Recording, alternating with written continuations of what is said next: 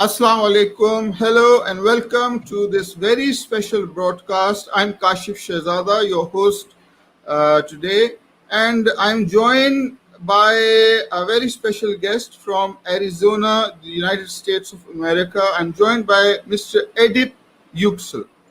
Edip Yuksel needs no introduction in many circles, but for the for those of you who might not know him, he is a Turkish American Kurdish author and an activist. He has been involved in political activities and he also claims to be a reformer of a religion.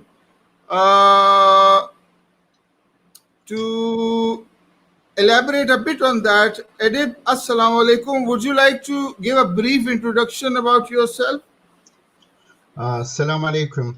I think you should have delayed this for a better quality broadcasting. There is adjustment. You say delayed about for 30 seconds, then the quality will be much better for the future. Yes, this is Edip from Tucson, Arizona. I don't know what you want from me right now. You want to introduce myself, Kashif? Yes, please, just briefly. Okay. Yes, I am originally a Kurd from Turkey. I will spend almost half of my life in Turkey, and then I had to immigrate to the United States for my freedom.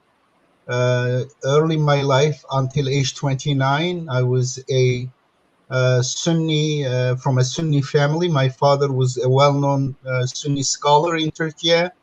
He still is well known after his death. And my mother is also from a very well-known family, a religious order family. And my uncles were in politics. They were a member of Congress when I was young. And therefore, I was born in such a family. In a short time, I became a best-selling author. I ended up in prison 4 years for promoting Sunni theocracy, imitating Iranian revolution. I was a youth organization leader. We had about 1 million members.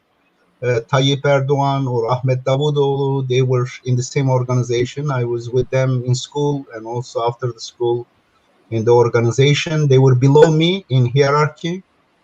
And then I parted my ways from Sunni religion when at age 29, when I started communicating with Dr. Rashad Khalifa. My initial reaction to him was he was an infidel because I was a very fanatic Sunni scholar. I was writing books. I was promoting so-called Islamic revolution. In fact, when I was in 1980, when I was 23 years old, I was secretly invited by Iranian government. I met the leader of revolution, Pasdaran, and I met some ministers, Minister of Irshad, Khamenei, today's so-called supreme leader. And they wanted to take me to Khomeini. He was in Qom. I said, no, I am here for a serious business to kind of organize, help us to import, or from their perspective, export the revolution to Turkey. But even then, I was a peaceful person because my interest was, I expected them from helping us to broadcast freely from Iran to Turkey revolutionary ideas. And therefore, I thought that we could inform people that Islam, well, that time it was Sunni religion, that would bring freedom and justice and peace. But they said it is okay. It's no problem. We can put a broadcasting station on the border. You can broadcast anything you want to Turkey. However, we can also help you if you bring your members to the border. We will help them pass the border to Iran, and we'll train them in guerrilla warfare so that they could fight for revolution. That bothered me even that time, though there were some violent elements in our organization, Akıncılar, the Islamist youth organization, legendary.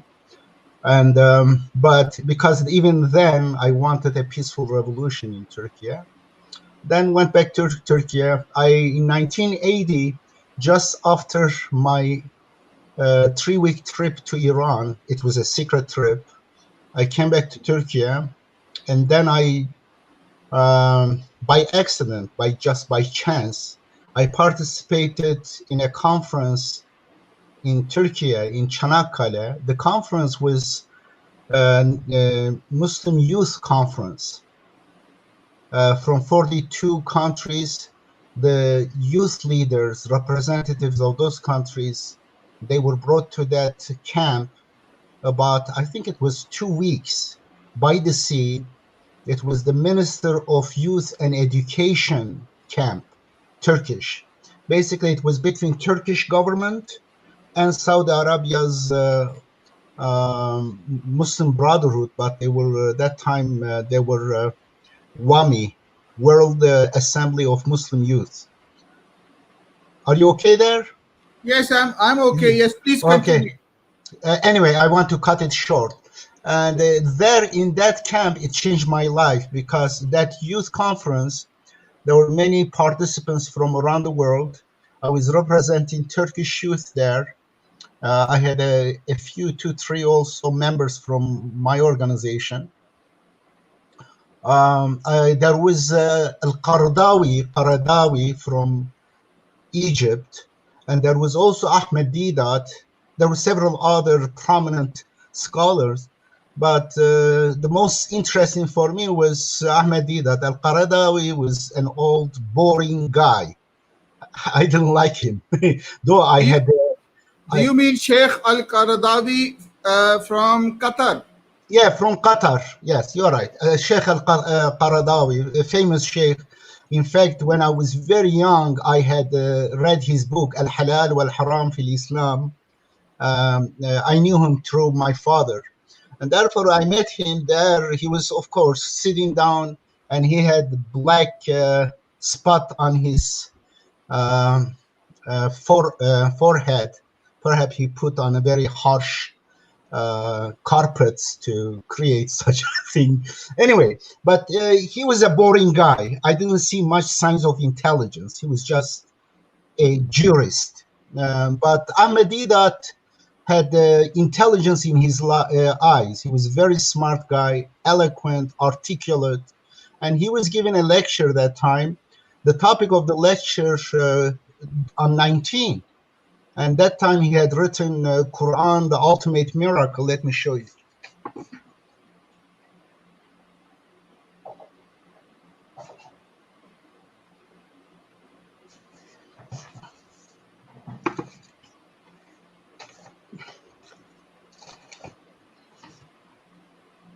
Yes, I have seen that book. I have read that book, and I have also listened to Sheikh Didat's lecture on the topic. So And it was... this is... Yeah, sorry to cut you short. Yeah. Was it Ahmad Didat who introduced you to the study of the Quran, and did you take up the study of the Quran through Ahmad Didat? No, of course I was. I had studied the Quran when I was in elementary school, middle school. My father was the top Sunni clergyman in Turkey, and he was the top professor of Arabic. He's well known. If you write Edip Yuksel, he was respected by everyone there in Turkey. Therefore, I was his student. Also, I went to a parochial school. I studied the Quran, Usul al-Hadith, Usul al-Fiqh, all those stuff I studied when I was at middle school, elementary school. I basically studied and memorized An-Nahw al-Wadih when I was 13, 14 years old. Therefore, I knew it, but Ahmed Didat introduced me to Miracle of Quran, number 19. Right. And when I see him talking about number 19, the Quran, I was very curious, because I was very I was arguing with atheist stuff. I had been always interested in mathematics, in sciences, in young age. In fact, when I was in middle school, I had turned one room in our home to a laboratory. I was conducting a physical tests there and creating some machines on my own when I was in middle school. And therefore, my first choice was mechanical engineering at Middle East Technical University. I was a very successful student. I was number 7 in university, 500,000 people. I was top 7. But when I heard number 19, I got interested for 2 reasons. I said, if there is such a thing in the Quran, that is the greatest miracle ever, because the book language is arbitrary human language, Arabic, and mathematics is universal, is the language of the universe. And it makes more sense, the creator of the universe, if sends us a book, will integrate his universal language with our language. By this way, tells us that indeed this book belongs to the creator of the universe. I just immediately, I was very interested with the idea that if Quran is word of God, this is very expected. But of course, I could not even imagine that time before that. And second, before that, 2 years before that, I had my own group in the big organization, national organization, Islamist organization. I had my small group in Fatih, Istanbul, established from high school students to prepare them for universities. That time we were fighting over conquering universities, taking universities as a territory. There were universities controlled by communists, they were atheists, and they were by nationalists and by us. We were the biggest organization, but we were not fighting with violence, but we were therefore, we wanted to target one university to get that university under our control. Therefore, I had about 50, 60 high school students. I would prepare them both ideologically and also academically to the university. And then I wanted to call them a name that time. I said, name, I said, let me a number. And then I still remember the night that I was thinking about the name. I said number 19. I had no idea about that time the number 19 in the Quran stuff. Therefore, for 2 years, I had my own group, 19, FT19, means Fatih 19. And then therefore it was my interest. Wow, this is my group's name. And here it is, great interest in, if it is true, that is proof that the Quran is word of God. And second, it is my group's name. Anyway, after that, you mentioned briefly that your association with the current Turkish leader Tayyip Erdogan. Can you elaborate a bit more on that? How did you know Erdogan, and what was your association with him? We were in the same high school in Istanbul Imam Hatip Lisesi, the parochial school that we had normal high school curriculum, plus we would have the Quran, Arabic, Usul al-Fiqh, Aqaid, and Usul al-Hadith, those kind of classes. We had extra classes. It was long days. And that time we had even part of the Saturday, half-day Saturday. Later Saturday became off. He was a few years ahead of me. He's older than me. I think 3-4 years older than me, but I knew him from there. But later, that time our relationship was not that, just knowing each other from the same school.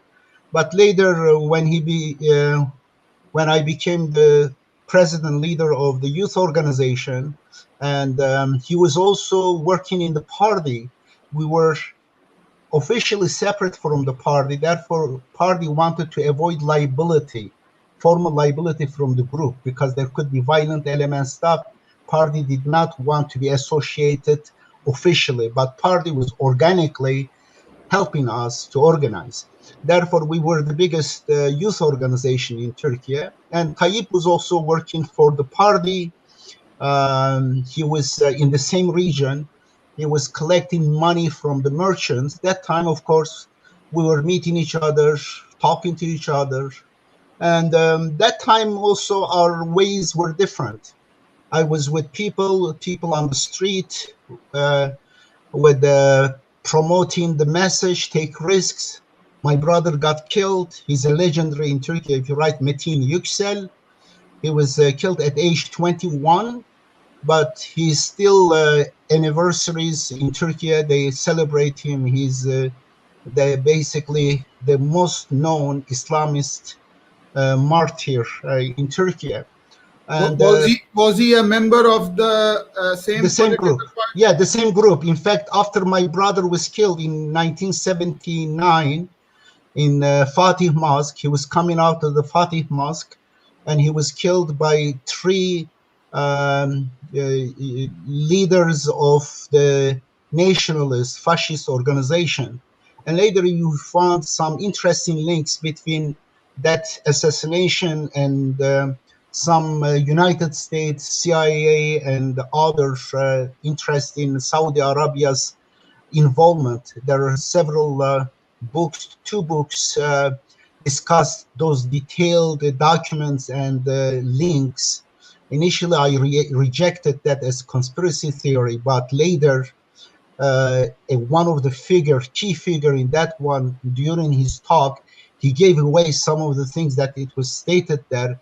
And later, when I found out the link between him, the Saudi Arabia Rabitatul Alam al-Islami, and the United States and several other, the claim is my brother was a charismatic, legendary leader, very young age, and he was very loved, and he was the pro-Iranian revolution, and therefore that time United States, watching what is going on in the Muslim world, well, we jumped from one. First, Tayyip Erdogan, that time we were separate, I said. We were risking our lives and we were on the street, but he was that time collecting money from people, organizing them and stuff. And my brother, because of his anti-American, anti-imperialist position, and also his universal values, because, for example, the slogans of his youth movement, he had 5 languages, Turkish, Kurdish, English, Arabic, and Persian. It was first. And for example, in his headquarters, he opened clinic first time for poor people. He organized doctors. He mandated them, if you are Muslim, if you are affiliated with this party, you have to give charity from your work. One day you need to come here and basically provide health service for people, and also got medication and stuff, that kind of things. He was very socially engaging, had great empathy, and therefore he was a leader, rising leader. And I think the Iranian Revolution, it was changed, created today's Middle East right now. How it did, first time in history of Sunni and Shiite sects, first time we see Sunnis felt sympathy, not only empathy, and also sympathy with the Shia. And Ikhwan Muslimin of Egypt, or Hizb ut-Tahrir of Syria, they all supported Khomeini. And that was unbelievable historical change, because throughout their history, there was hostility between them. Never you see Sunni leaders would declare allegiance, support to a Khund, Mullah, Shia leader. Therefore, it was changed. But when United States saw this a very dangerous trend, because if the Sunni leaders in the Muslim countries and Sunni population, they feel empathy and sympathy towards Iranian leaders' revolution, it means transfer to anti-American sentiments, ideas growing in those countries. So, your political beliefs, were they more inclined to the Muslim Brotherhood? Yes, of course. I was. I had organic relation with Egypt's Muslim Brotherhood, with Said Hawa's the Syria's Muslim Brotherhood, not much with Hizb ut-Tahrir of Syria, but with the Muslim Brotherhood, especially in Egypt. We were in very strong communication and connection, of course. Okay, so Sayyid Qutb, yes, Ahmed Qutb, Said Hawa, Al-Banna, of course, and then Al-Mawdudi. They were our yes. major, basically, source of information. Uh, Turkey was a very secular country. Did you experience secular persecution from the secularists of the time? Of course, I was going to give you a very interesting information, but I would like to come back to that one about the assassination of my brother and then raising, polishing Erdogan. I think Erdogan is a project, is an American project, 100%, and he's a stooge. He has a mission there, and I will tell you what is the mission. And his mission is not serving these people, just the other way around, serving the interests of the imperialism. Unfortunately, I want to Yeah, come to that. I wanna talk to you and ask you a bit about a number of Turkish luminaries who are prominent in Turkey. But going back a little bit to your background, you mentioned Dr. Rashad Khalifa. There Okay. was something else you just said it a moment ago.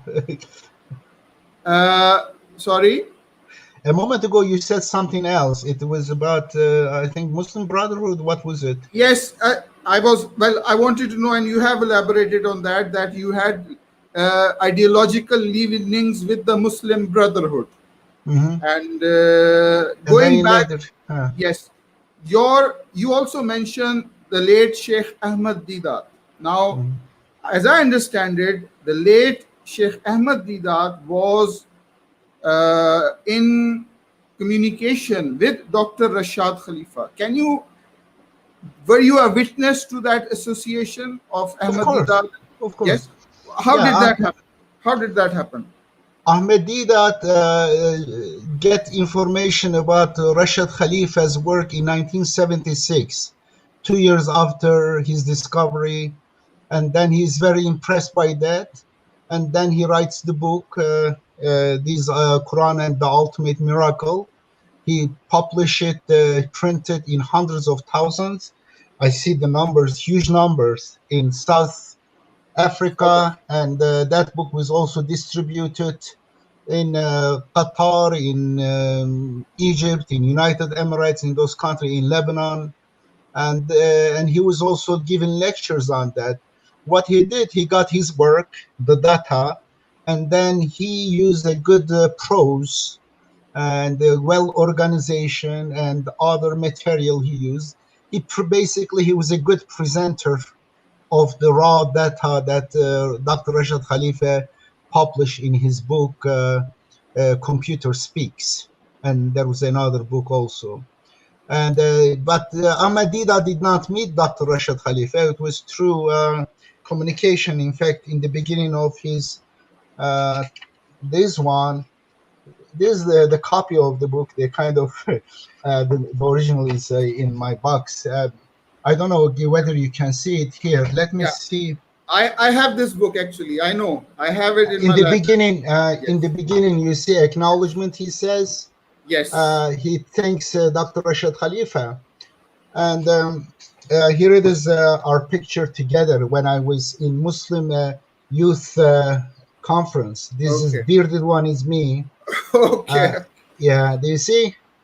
okay. Uh, Yes. and this book half is the translation of his book, and the other half is my this research on the verses of the Quran, on scientific verses. Right. But you know, a question comes to the mind that Huh. Ahmad Didat was a traditionalist scholar, okay, Yeah, and and then Rashad Khalifa was very critical of tradition of ahadith. How come the both of them were tolerating each other, and how come Rashad Khalifa was,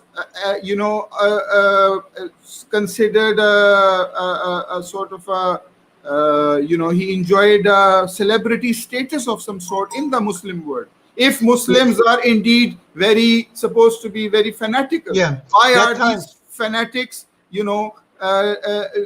not being outwardly hostile to Rashad Khalifa because of his views? Rashad Khalifa was initially a Sunni Muslim. His father was a well-known, like my father in Egypt, he was a well-known Sheikh al-Shazali order. And Okay. therefore, Rashad Khalifa was Sunni that time when he discovered this mathematical structure of the Quran. But this mathematical structure of the Quran opened his mind. He started thinking rationally because mathematics is rational. It's not speculations. It is not according to Ibn Falan and Ibn Falan. 2 times 2 equals 5, and according to Abu Falan and Ibn Falan, 2 times 2 equals 3. And according to Falan Alim, both of them are correct. Both of them are haq, truth. But he found out. yes, what year would you say that Rashad Khalifa changed his beliefs? He rejected tradition. In What year? It was after 1974, soon after that, maybe during that time. All But right. that time he was not, he didn't declare it yet. He declared it in 1980 with Quran, Hadith, and Islam. This is a very bad cover, one of the worst cover I have seen. But then again, Oh, if he rejected the tradition in 1980, this is 1982.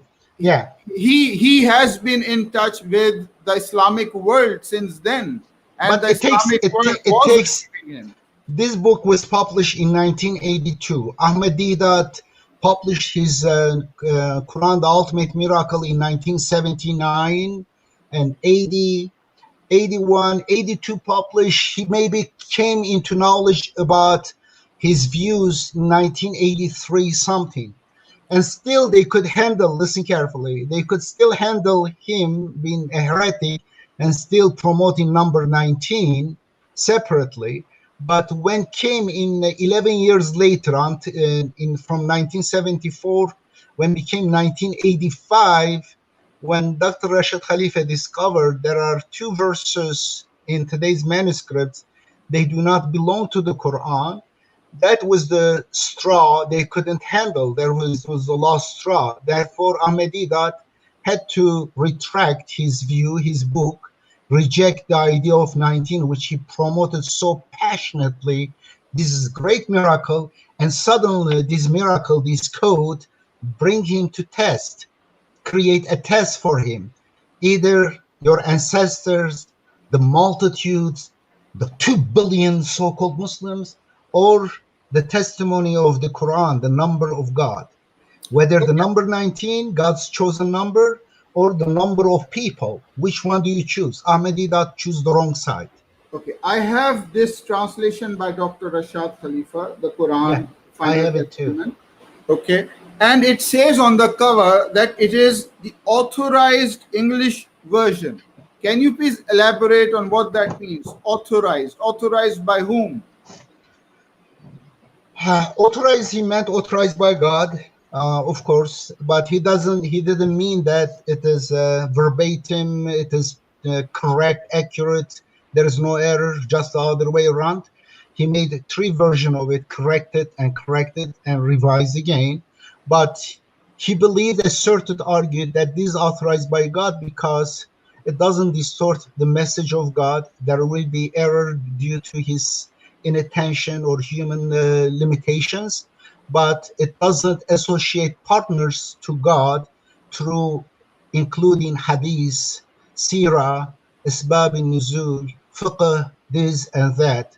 Therefore, it is trying to understand God's word with God's word, and believing that this Quran is mubin, is open, is mufassal, detailed, is تبيانا لكل شيء. It is explanation of everything. تمت كلمة ربك صدقا وعدلا. It is complete. and also believing that God is the teacher of the Quran, not Muhammad, not someone else. Ar-Rahman allama al-Quran.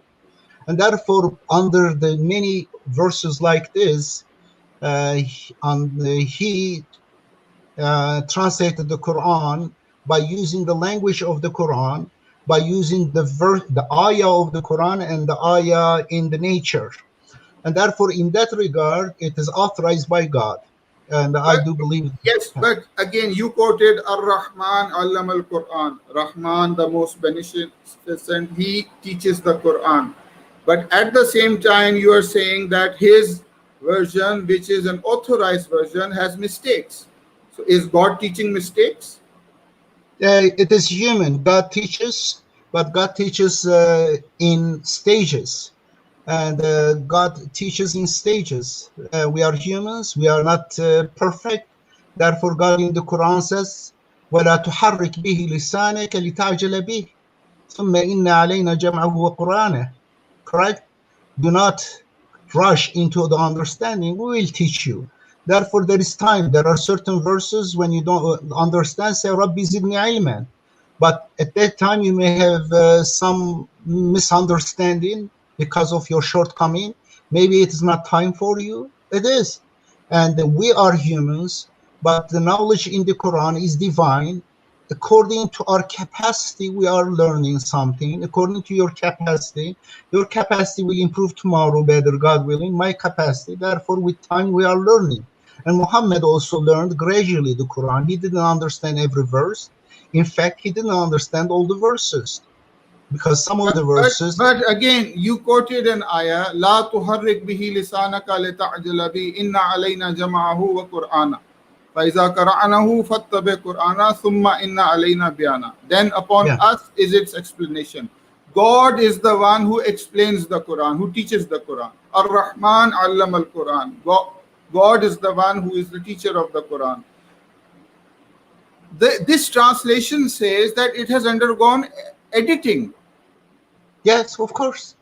So, Because which version has been taught by God? The first listen, version, second version, third version? there are certain things, there are certain details. It is, but the main thing, what is taught by God is unity of God, oneness of God, not doing the shirk, the most important thing. And this translation is a translation made by a mu'min, the one who trusts God alone, who dedicate his system to God alone, not to God plus Muhammad, plus Sahaba, plus Tabi'in, plus Ibn Falan, plus Abu Falan. That in that regard, it is categorically different than previous translations. Therefore, it is authorized translation because it is done by a mu'min, the one is who is a rational monotheist, who is submitted to God.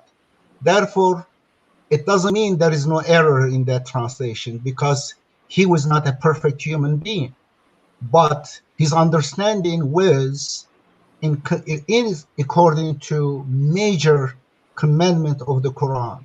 He didn't commit shirk like others do in their translation. It's very interesting. You mentioned he didn't commit shirk. But looking at this translation, I noticed that he translates a verse and he mentions that shaitan is a temporary god on earth. The verse you may know is وَإِذْ قَالَ رَبُّكَ لِلْمَلَائِكَةِ إِنِّي جَاعِلٌ فِي الْأَرْضِ خَلِيفَةً. When your Lord said to the angels, will make a khalifa on earth. And he translates that, he interprets that this is shaitan and he is a temporary god. He uses this word God, God. How can shaitan be God?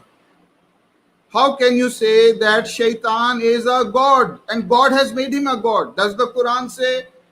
Quran uses the word ilah. Does the Quran say shaitan is an ilah? He is an ilah, a god. The Quran doesn't say that. Then isn't Rashad Khalifa making shaitan into an ilah, a god? And isn't that shirk? I know what he meant by that. I think it is a mistake, major mistake, verbally major mistake. But he wrote with the small g and stuff, and it should be in quotation. What people could worship Shaitan, that allowed Shaitan to manipulate people and lead people, create hell on earth, and therefore in that regard God gave Satan a certain permission to control people, and therefore it should have been in quotation that people could that consider make him God. And I think it is a major error the way it is put, but you can do. But his intention, if you look at his writings and stuff, it is obvious that of course he reject any idea such a thing. But because God, this dunya means the lowest universe, God let Satan have control of people except Satan, and Satan can lead them, control them. And that is God basically left, by his choice, left his control, gave away some of the control to Satan. If you choose Satan, then Satan can become your God. But it is a false God. Uh, Basically, why put him in words, I think it is a wrong way it's put. I agree with you, it is wrong, but his intention, from all others you can see, it is not shirk, but it is a misstated thing, translation. And I think it become a test for people. If some idolize Rashad and they will follow literally everything, they will be in trouble with that. If someone wants to nitpick and to depict him as a mushrik, which he's not, he was very careful about that. But in this regard, I think maybe it is chapter 22, verse, what was it, 52, something like that. It could be. Okay. Yes, go Now, ahead. yeah. Now a little while back, you quoted a number of Quranic verses which elaborate that the Quran is detailed. Okay, you recited "Watammat kalimatu rabbika sidqan wa adla" and other verses. Now, if the Quran is fully detailed, if it has guidance for all things necessary for guidance, which I also believe so, then why the need to write books and give lectures to explain Quranic teaching? You yourself are an author of more than 20 books. Oh, yeah, very nice. If you believe that the Quran is fully detailed, then why are you writing books to explain Quranic Fair, understanding? fair, Yeah, sorry. fair question, beautiful question. Please repeat Yeah. again if you wish. I'm sorry. Okay, now the Quran Yeah. says in many ayat that the Quran is detailed. For example, أَفَغَيْرَ اللَّهِ يَبْتَغِي حَكَمًا وَهُوَ الَّذِي أَنزَلَ عَلَيْكُمُ الْكِتَابَ مُفَصَّلًا. Chapter number 6, ayah 115. Shall I take other than Allah as a hakam? When وَهُوَ الَّذِي أَنزَلَ عَلَيْكُمُ الْكِتَابَ مُفَصَّلًا, that He has sent down to you a kitab which is mufassal. Uh, so the book is mufassal. You know the meaning of the word mufassal, which means having details. If the Quran, the book of Allah, is fully detailed, why are you, as a person who agrees to that, also writing books to explain, give more explanations to the Quran? And why did Rashad Khalifa have to go and write a translation and a commentary of the Quran? Very How good. do you reconcile this? How Yeah, do you it's reconcile very this? simple. It's very simple because you miss some important point. Because of the missing important, it appears to be a contradiction. The reality is this: when we say Quran alone is enough and Quran is clear, it doesn't mean you cannot understand it. You cannot share your understanding of the Quran with other people. It only means this: you cannot add to the verses of the Quran. Let's say you want to understand a verse or explain to someone from the Quran, you have to provide verses, ayah from the Quran or ayah from the universe, from nature, to explain it. That is the explanation of God, because you are not bringing your own mind or something out from Ibn and Abu said this, therefore it is. Let's say Azani to that verse, and you say, well, this is about not married one. For the married one, here it is. There is a verse says, "Stone them to death." You see, this is very different, categorically different. You are from your hat, you are getting rabbit and crocodiles out of your hat. And other things, you say this verse, look at this. You see someone read that verse and misunderstand it. And you say, look at another verse. Here are a few other verses. Let's say about Shafa'ah. مَا الَّذِي يَشْفَعُ عِنْدَهُ إِلَّا بِإِذْنِهِ. And say, well, if there is isn't an exception, then we can have this as a shafi, as intercessor. You say, my brother, I study the Quran. There are these other verses too. You are not bringing an extra explanation out of your hat. You are not a magician producing something. You are from the very Quran. You are providing. You have studied the Quran. الراسخون في العلم. You say, my brother, let's look at the verses about Shafa'ah. You see, here it is, here this, here this. There is no Shafa'ah. All Shafa'ah belongs to God. Chapter 2, verse 48. And there is another verse says, well, the Shafa'ah, they will only do وَقَالَ الصَّوَابَ. They will witness. Therefore, the Quran rejects the idea of Shafa'ah, intercessor, as a savior, if there is, it reduces to as a witness. Means it doesn't have really any change. It will only witness what is there. Therefore, the Shafa'a, what you are expecting, is rejected by the Quran as a shirk. If there is Shafa'a, if someone enters, it is like 0 on the left side, not right side of the number. On the left side, it has no effect because they will only testify. And the only Shafa'a of Muhammad in the Quran will be, Ya Rabbi, inna qawmi takhazu hadha al-Quran mahjura. Oh my God, my people have deserted the Quran. Therefore, if you study the Quran carefully, you find out the explanation of the verses. For example, I give you one example of mine. The Quran says the person is breastfed by should mother breastfeed for 2 years. It's about breastfeeding. Time of the breastfeeding is 2 years. And in another verse says, وَحَمْلُهُ وَفْصَالُهُ, I think, yeah. In another verse says it is no, I'm sorry.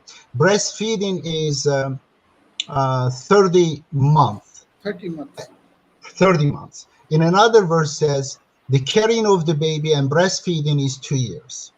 Therefore, 2 years is what? 24 months, correct? And then 24 months. No, I'm sorry.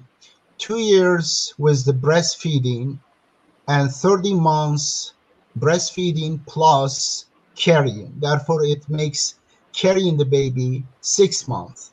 There was a problem there. Do you understand? Carrying the baby plus breastfeeding 30 months, the Quran says. In another verse says breastfeeding is 2 years, therefore 24 months. 24 subtract from 30, you end up 6 months for carrying the baby. But we know that carrying baby is not 6 months, is 9 months, 10 days. More accurately is 266 days, biological precise time.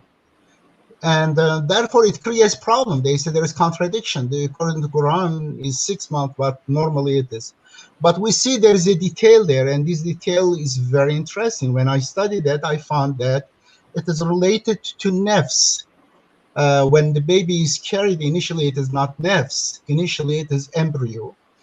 So are you agreeing that it is important to benefit from people's research?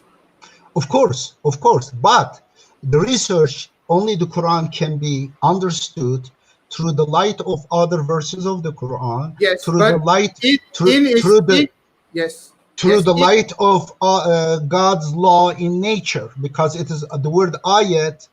The word ayat is used both for the God's words in the book and also God's laws in nature. The yes. events, the laws, physics, chemistry, astronomy, all these things, ayat. Therefore, to understand the Quran, you can use that one. They explain each other. When God says God explain it, God explains it through this.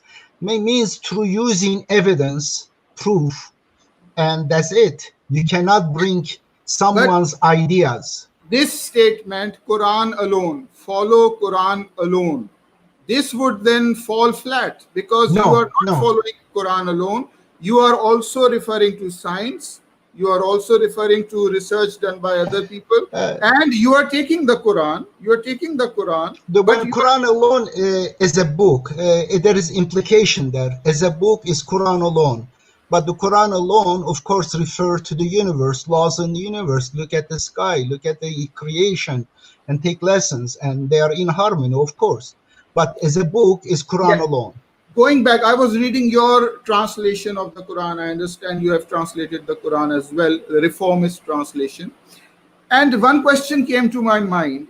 You throughout your translation, you also advocate the same concept: follow Quran alone, and that ahadith and Sunnah they should be rejected totally. That's the message that I got. But very interestingly, when I'm reading your translation, I see that you understand some Quranic verses in the light of ahadith. You are not rejecting ahadith totally. For example, on page 22 in Hold your on, book, hold on. in page 22, yes, Instead of page number, give me the verse number. yes, on Surah At-Tawbah, chapter number 9, verse number 29, uh, you make references to historical events mentioned in the ahadith, such as the Battle of Hunain. And you write specifically, your words are that the context of chapter number 9, verse 29 is Battle of Hunain. This is stated in page 22 of your reformist translation. Okay. If you Okay. don't believe in ahadith, how come you are saying that the context of 929 is Al Hunain? Because Al Hunain, the event is mentioned in ahadith. So here you are actually, 929. yes. I don't see it, Hunain. Maybe you got different word.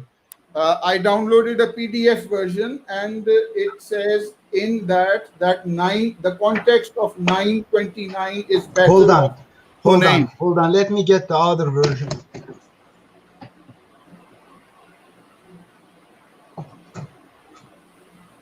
This is the last edition. Okay, right. Let me check whether the last edition I have something. 929. And the same can also be found in Rashad Khalifa's translation. There are numerous references to ahadith in his I want translation. to talk about my translation. He's Yeah. not alive. I can defend my translation. Okay. I Well, don't need to be this. working. Do you believe in ahadith or you don't believe in ahadith? I don't have reference to Hunain here. So is that been edited? I have the PDF version No, which no, I no, downloaded. no, no, no. Maybe it is somewhere else. It is possible. In the footnote, I may refer to it. But hear me out. Hear me out. But do you agree that you did refer to the Battle of Hunain I don't in know. your? Maybe somewhere I may refer to a battle name I had given maybe in the footnote. Hear Okay. me out. That has no material change impact on the understanding of the verse, because I don't include in the verse the meaning of the verse. I get it from the text. But in the footnote, I may have said it could be Hunain or Kunain or Zimba or Kamba, whatever, make up a name. Doesn't matter. It is one of the battles. Based on that story, I don't come up with a rule, I don't come up with a prohibition, I don't come up with a sunnah, I don't come up with a wajib, I don't come up with killing people, gouging their eyes, I don't come with the idea of putting down women, I don't come up with a new prohibition. You should understand the difference. I can discuss many things in the footnote, relate to many things, but it is not material. It is not material in the understanding of the verse. It may say, it could be this word doesn't matter. Change the name of the word. No problemo. Delete that part. No problem. When you don't understand it, you miss the whole point. The whole point is, in hukmu illa lillah. The hukum is God's word. But what hadith book, what seerah does, here is a story, and based on that story, a law is created. In fact, the verses, the hukum of the Quran is made mansukh, is destroyed. That is done. That is major difference. That is the difference. But you don't get. But do all scholars do that? Why are you saying? Why are you implying that as if the entire Muslim ummah is doing that? Isn't there? They're all doing that. Anywhere it says Quran No. and plus hadith, plus sunnah, plus this, plus that, they are doing shirk. Finished. But hang on. There are many Islamic scholars that say that the Quran is above the ahadith. And if there is a contradiction between the Quran and the ahadith, then you prefer the Quran. Here is the problem. In fact, shirk is that. Exactly, you described shirk. Shirk, God, Allah is the biggest. Muhammad or Lat, Menat, Uzzat, they are below God. They never claim that God, they are the same level of God, the Meccan mushriks. They said they are shafi between us, shafa'a. They said these are... Do you consider your words to be hadith? No, no one should refer to Edip because Edip said this must be true. No, not. It is absolutely, when you come to Islam, the Quran, the reference only is God. The authority is God.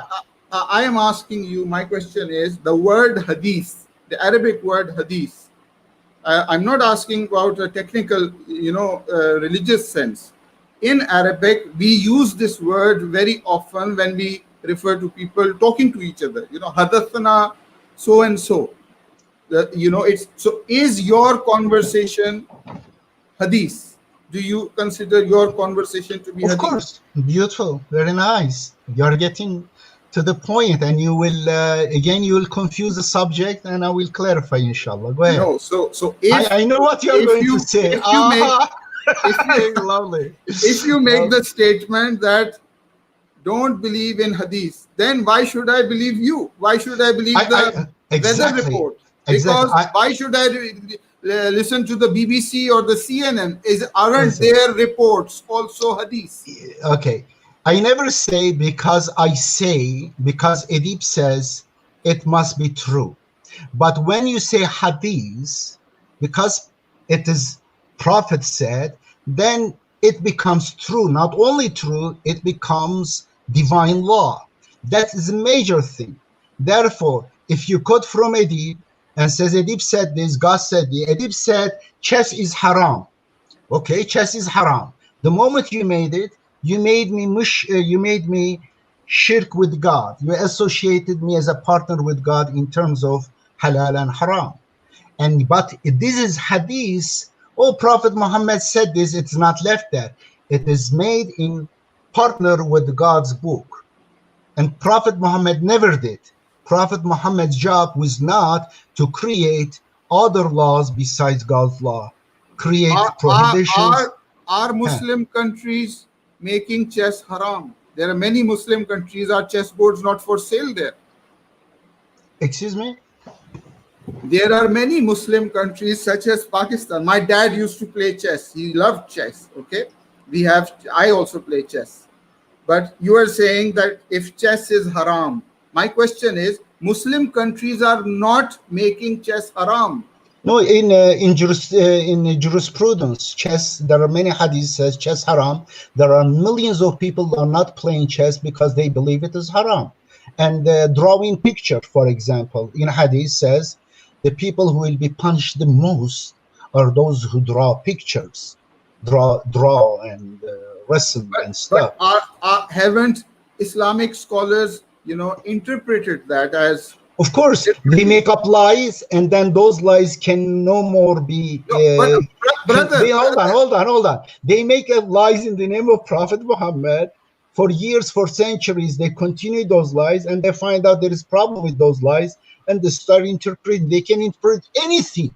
They can, from their hat, they can take any animals they want. It is, I will not be surprised, even camel out of their hat. They do it. They are very good at it. I know they can interpret. Tomorrow they can interpret this one to the opposite. All their job is distorting the meaning. يحرفون الكلمة عن مواضعه. All they do. Therefore, brother, listening to you, it implies as if the Islamic world is on fire. well, Islamic world is not Islamic. It is Sunni and Shia. They are different religions. They are the enemies of Islam. But you They are, are not. Listen, brother. Sunnis and Shiites, like Christian, Catholic, and Protestants, they have nothing to do with Jesus. Sunni and Shiite, the same, has nothing to do with Muhammad. They are enemies of Muhammad. They are enemies of his message. Brother, I don't know how you can have such a make such a Okay, let me ask you a statement. question. You ask me so many questions. Let me ask you a question. No, hang on. This is your interview. We've got a couple of more questions. Can't I ask you a question? أنت لا يسأل. Sure, you can. But my point is, I've been to Turkey. I didn't see, the extremities that you mentioned. There are many Turkish people who are very loving, who are tolerant, who I may am be very loving. Listen, I am very loving and tolerant. I am peaceful with everyone, including you, including every Sunni and Shia, Christian, So because hear me. Let me say it. Hear me. I consider every human being as my brother, and I want peace on earth. But when come to discussing issues philosophically, theologically, I don't compromise with the truth. For example, I say 2 times 2 is 4. You say, well, according to Ibn Falan, it is 3. According to Abu Falan, it is 5, and both of them are true. I say, it is nonsense, my brother. But it doesn't mean because of that I will declare you enemy. No. In fact, I will fight for your right if your right is violated.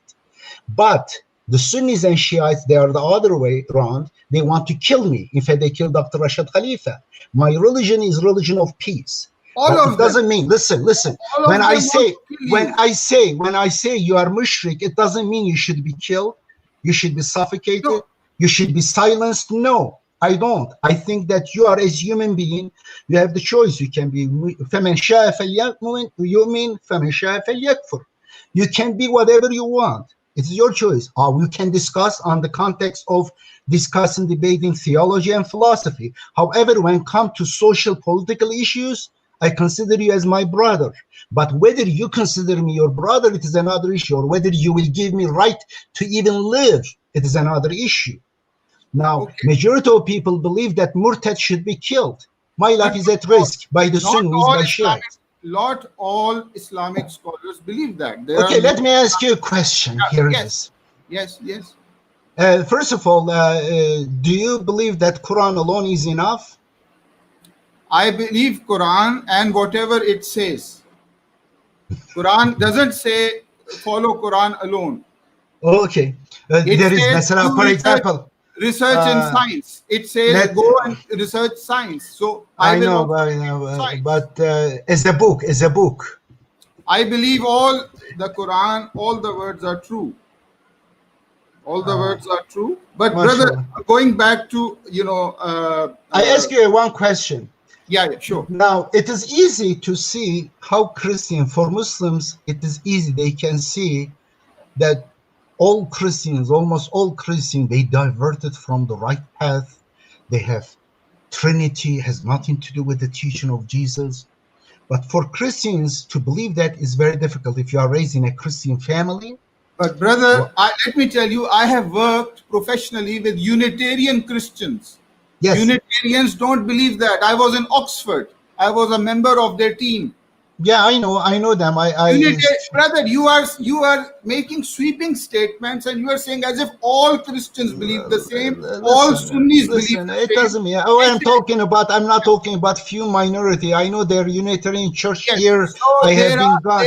there is diversity of view in religions. There are few. There are Yes, few. There are few. They are maybe 1%. But I'm talking about more than 90% of Christians. They believe in teachings of their ancestors and scholars, which has nothing to do with the teaching of Jesus. They follow the teaching of Saint Paul.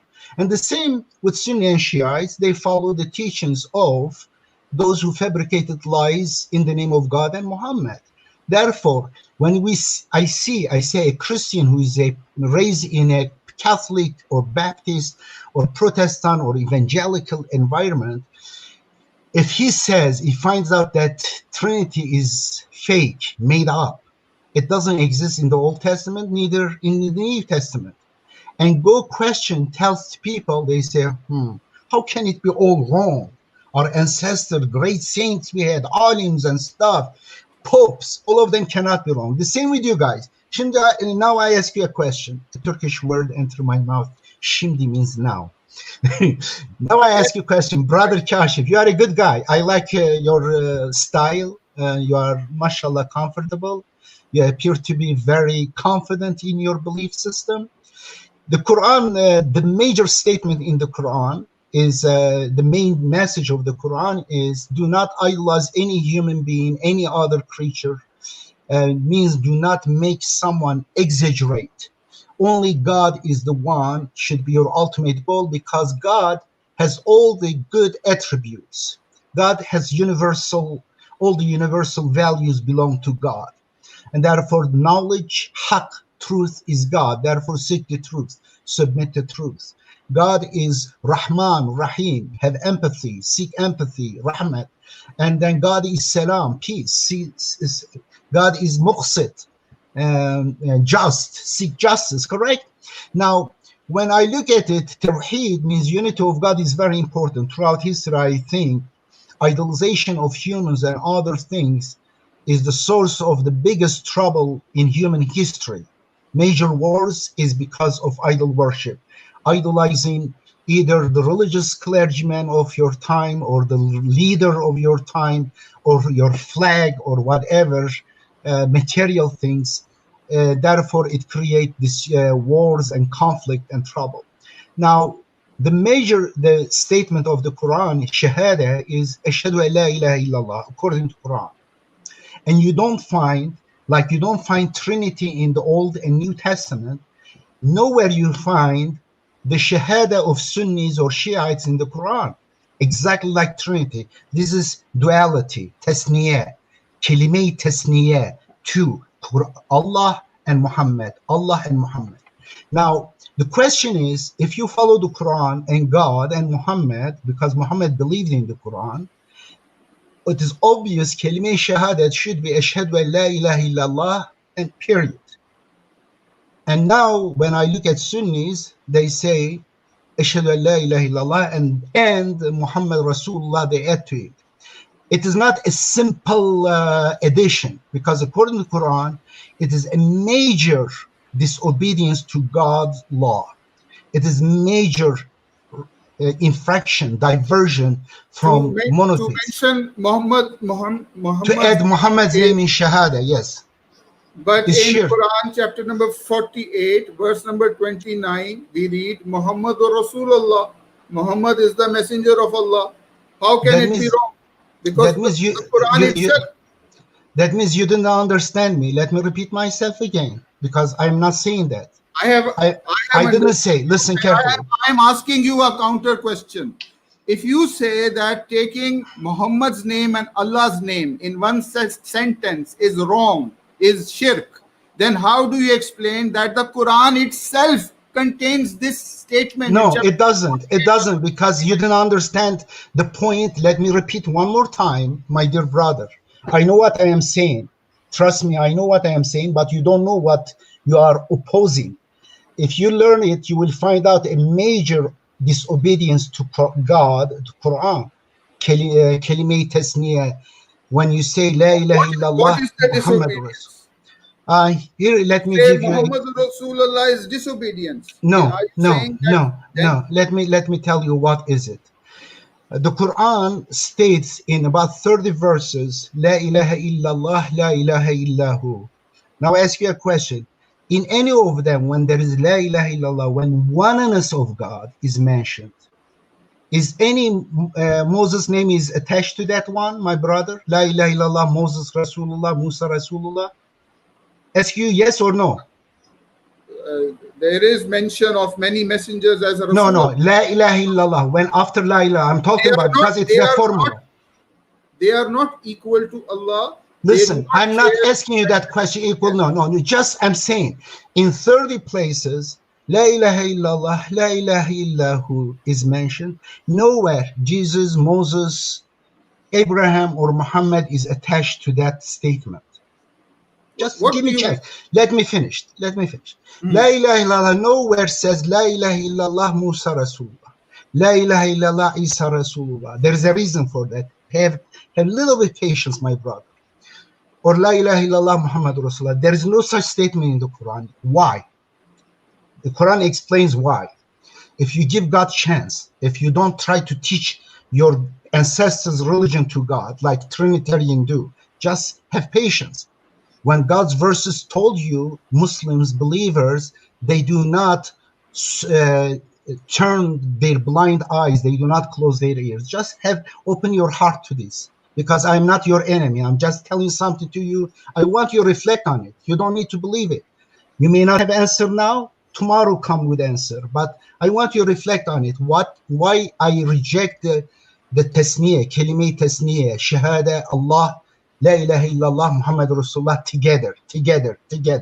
Why? Because the Quran in 30 places, la ilaha illallah, la ilaha illahu, nowhere, no messenger's name is attached, because it's about oneness of God. Oneness of God is not qualified, is not dependent with the condition someone is messenger of God. It is independent statement. It is a statement on its own. It is the only truth.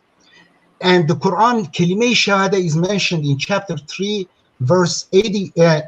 It says, Shahid Allahu annahu la ilaha illahu wal malaikatu wa ulul ilmi qaiman bil qist. God and angels and those who are endowed with knowledge, correct? They say what? La ilaha illahu. They witness that God is only one. Over there, we don't see in this shahada Muhammad or Musa or Isa or Abraham is not added. Noah is not added. Now, chapter 39, verse 45. Chapter 39, verse 45. It is called Zumer. Chapter Zumer, verse 45 says, وَإِذَا ذُكِرَ اللَّهُ وَحْدَهُ اشْمَأَزَّتْ قُلُوبُ الَّذِينَ لَا يُؤْمِنُونَ بِالْآخِرَةِ. When God alone, not wahida, it is wahdahu. God alone, when mentioned, those who do not believe in hereafter, they don't like it. Their heart gets kind of upset. وَإِذَا ذُكِرَ الَّذِينَ مِن دُونِهِ.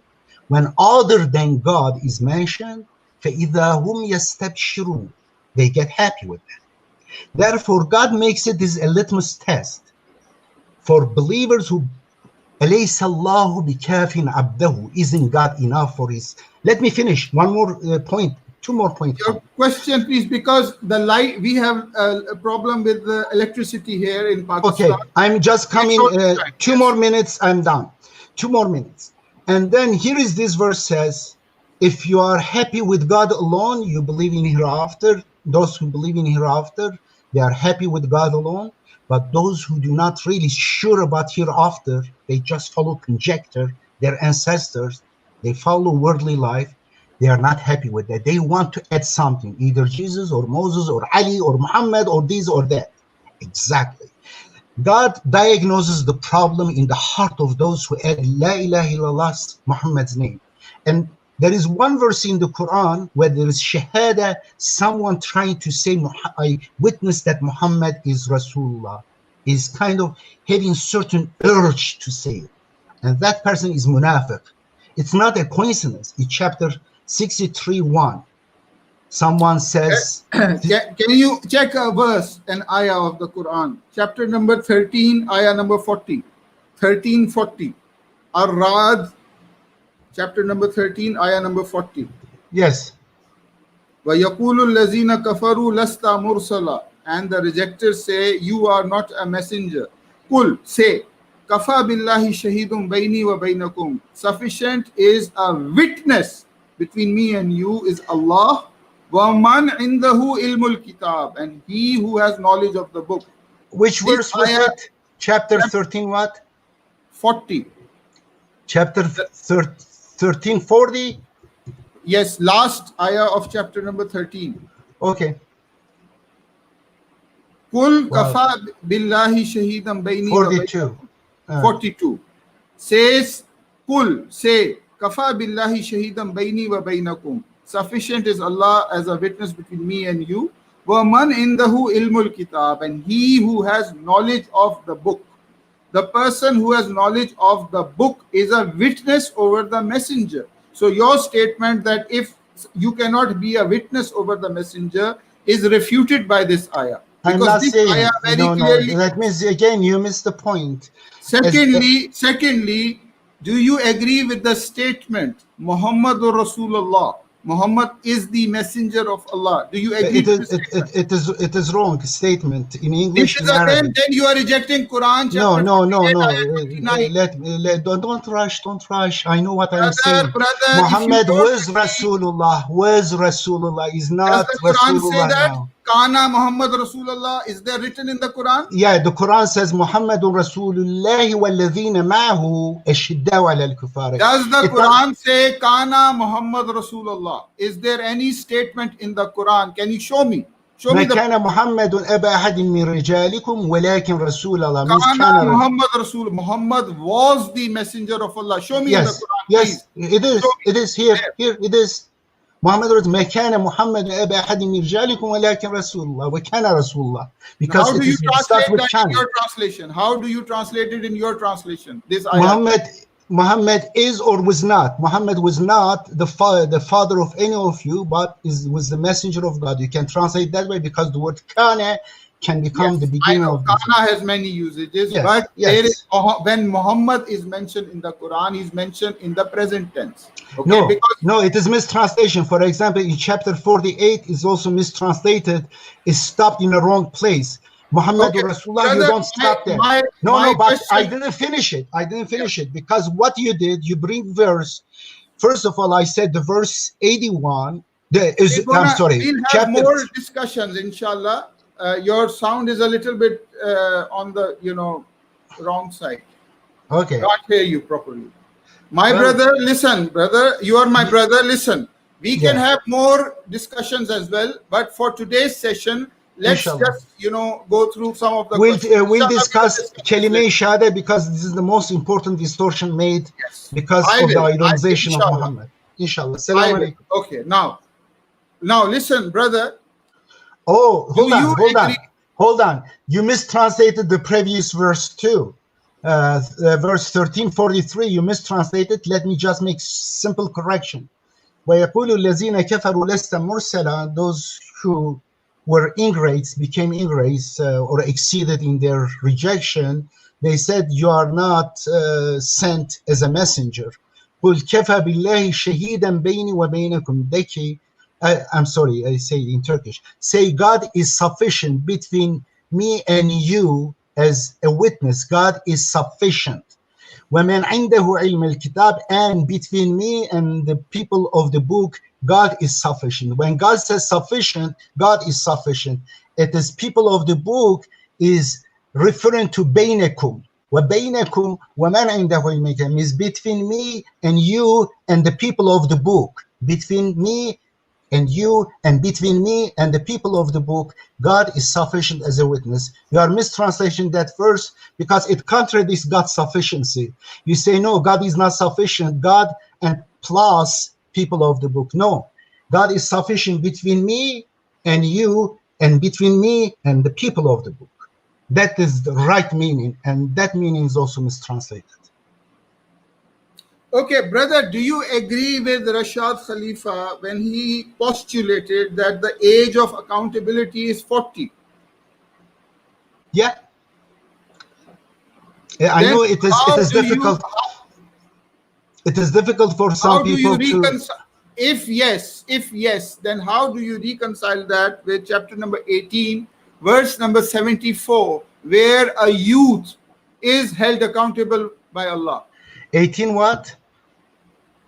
Chapter number 18, verse number 74 is a situation where a youth, a young person, is held accountable by Allah. How do you reconcile that? First of all, the issue is very different. The issue is very different. That youth has not committed any sins. In fact, is a young teenager, ghulam, is young person. That person did not commit any crimes, but the God wants to the meaning of those verses, that there are certain reasons behind. If someone event happens, just don't look at the appearance. There might be some reasons that you don't know. The angel of death, or the angel, is showing Moses some lessons. It is that person, that Abdullah is the angel teaching Moses, and that angel can take lives like angels of death can take life. Angels means God's controllers on this earth, the forces that God used. And therefore, it has nothing to do with what you are saying. He was not penalized. It was just he was taken to heaven before he could do anything bad. God forgave him. So, so according to your belief, somebody commits murder, is a mass murderer at 30 or 35. There are many serial killers who are 30 and 35, who are below 40. You are saying they will get away with it What scot-free. about A lot of Hitler's hold on? soldiers, a lot of What Hitler's about? soldiers I were know below 40. I know you want to send more people to hell. That's fine. Now I ask you a No, question. it's What about a 13 years old killing people? Do you think goes to hell? now again there is a No. age I'm of asking you a question. You age ask of me in order to explain it. For explanation, it's not to really put you down. Don't misunderstand me. Just to understand Okay. the issue. What do you think? It is age 13 if kills goes to hell? So it depends if it's a intentional murder or Yeah, this intentionally a mistake. 12 years old I kill. think A 12 years I old think intentionally kills that someone. I don't think that a 12-year-old has the maturity to What about do that. 13? What about 13? I don't think so. 14? No, but Okay, here brother, it is. At one point, you will have an age. you are saying you according to your belief, this is God a is, serious therefore, the belief. attribute of God is what? Ar-Rahman, Ar-Rahim. Therefore, He's more merciful than you and than me. You want to No, send, God knows the the thing is, situation, circumstances of people. If God wants to the Quran does forgive, not He can forgive. specify.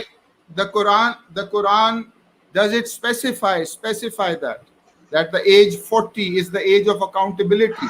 It gives that information. I derive that information from those statements because specifically says that age, and that age connects to repentance, and therefore it makes also sense that God gives a certain number of years to people, not just childhood. For example, according to Sunni Shiites, a a person, a Christian boy who is raised until 15 in a Christian environment, in a Trinitarian environment, will go to hell because he reached the age of puberty. Somehow, how do you say, the age of enlightenment is directly related to his sex organ. When his sex organ becomes really puberty, then he end up in hell. And therefore, imagine what is the chance of a 15-year-old kid raised in a religious Christian environment or Hindu environment be able to seek find the truth. God knows that. God gave more years than your sense of compassion can appreciate it, or my sense of compassion can appreciate. God is therefore is merciful. God gave us enough time. And age of 40 is also scientifically is proven an age of zenith of human growth. And I think it provides good time for people. And those people who do not reach, God knows about their circumstances. God is merciful God, maybe want to forgive them, maybe. Most likely, God will forgive more people than you and we can imagine. And Jesus in the Quran says, they are your creation. You may forgive all of them, but God says the only thing that God doesn't forgive is shirk. And of course, shirk, you cannot say a 13 or 15, 16 years old kid should go to hell because of shirk. That's not right. It doesn't make sense. Correct, my dear friend? Don't just rush into reflexive reaction to these things. Have patience. Okay. Right? I Take was lessons from looking, yeah, Moses. thank, thank you for explaining that. I was looking at your Wikipedia entry, and it was stated there that you are a former member of the Submitters, the group that Rashad Khalifa founded. Why did you leave them? Is that true? First of all, I want to know, are you a former member? Have you left the group? If yes, then why? What made you leave them? Yeah, the main group after Rashad Khalifa got diverted. They exactly repeated the history. I experienced the history in a much faster pace in that group. They started idolizing Rashad.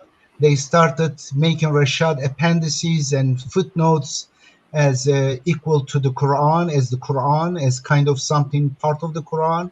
And they started saying that Rashad doesn't make errors, even very obvious errors in those footnotes or in those appendices.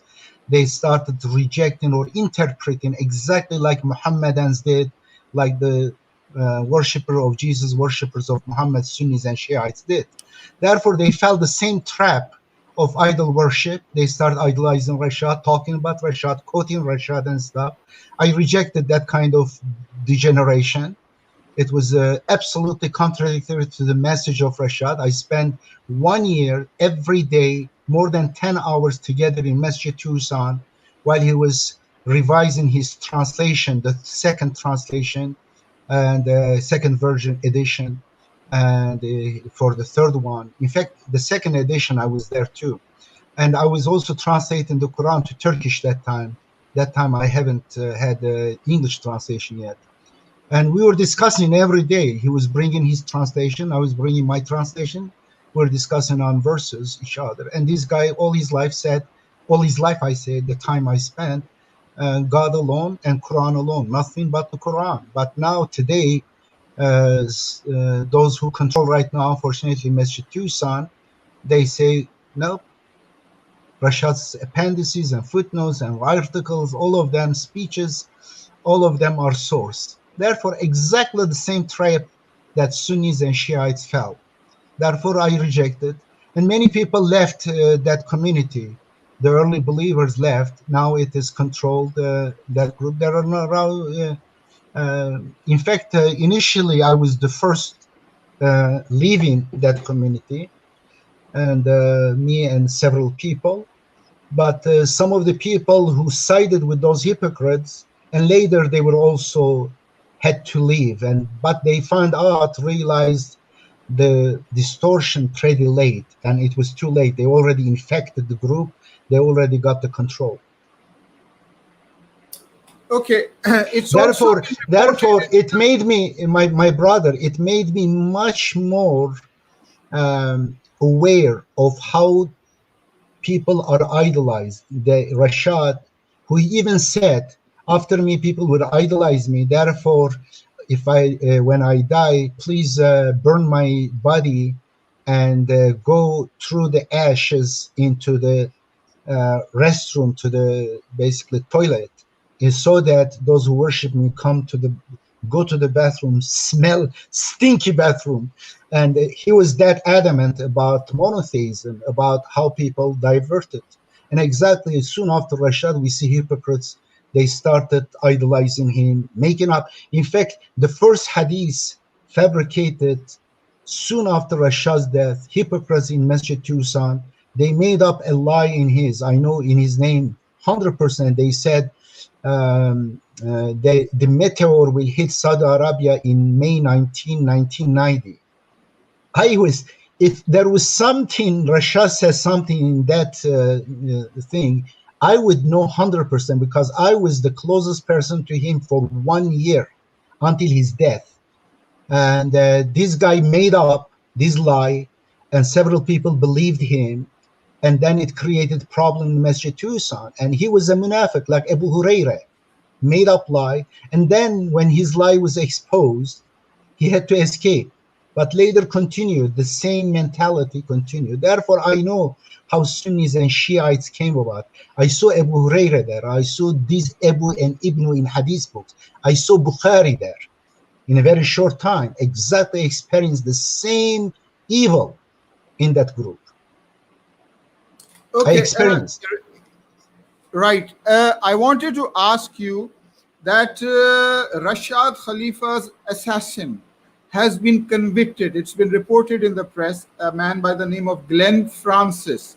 And what he was arrested about 19 years after his killing, unfortunately. 19 years it took to arrest him in Canada. Yes. What was the motive? What was the motive? He was a student of Khalifa. What was the motive? No, it has nothing to do with student welfare. He was hired by Saudi Arabia. And what proof do you have? The proof is obvious. The proof, Saudi Arabia in 1989, 1 year before, in Medina, they gathered a conference, 38 religious scholars, leader of Sunni countries. They gathered in Medina under the leadership of Abdul Aziz bin Baz. Was he Abdul Aziz ibn al-Baz? He was a Salafi, blind clergyman, very famous. And then they gathered for the affair of Salman Rushdie. That Salman Rushdie was #1 news in the world because Khomeini, I think Khomeini or someone in Iran, put $1 million on his head. And in Pakistan, in Iran, in Egypt, in Turkey, there were big protests against satanic verses, his book. And that time Saudi Arabia was behind because the Iran was leading leadership, the emotions of Mohammedans, those who worship Muhammad, because they don't care when God is insulted around the world, when Isa insulted, when others, but when their idol Muhammad is insulted, they go crazy. And then what happened? They wanted to have leadership. I think with the America's warning, America told Saudi Arabia, you need also to say something. Iran is leading the emotions of so-called Muslim world. And then Saudi Arabia gathered this conference. Did any of that come up in the court proceedings? Whatever you are alleging. Is there any documented? There are many written on this one. And then what happened? This one is the cover story. This conference was cover story of the magazine news. I have in my book, this one, 19, in the end of 19, God's signature in nature and scripture. What is that book? My brother.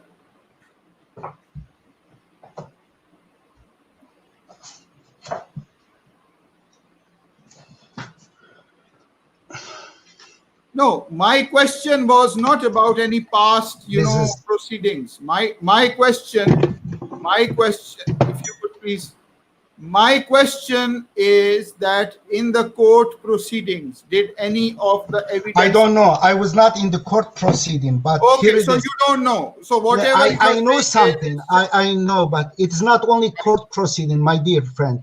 The assassination. Aisha Musa is a colleague of yours. She writes about you that he differs with Khalifa in his interpretation of the Quran on a number of issues. Aisha Musa has written that you differ from Rashad Khalifa, a man that you consider to be God's messenger of the covenant, on a number of issues. If you consider Rashad Khalifa to be a messenger of God, how come you are disagreeing with God's messenger? Okay, let me finish that part and I'm coming to that one. And then they came up, issued a fatwa. They said Rashad and Rushdie, both of them are murtad, means should be killed. And within 1 year, he was killed. And the organizer of this murder, and there were two of them, they were also organizer of 9/11 attack, the hijacking. And it was also known by FBI. And I do believe and I argue about 99% almost, I am sure, 99%, I have so much evidence that FBI colluded with Saudi Arabia. Basically, United States told Saudi Arabia and other so-called 38 Sunni countries, yes, we let this guy to be killed by your terrorists. And then they did it.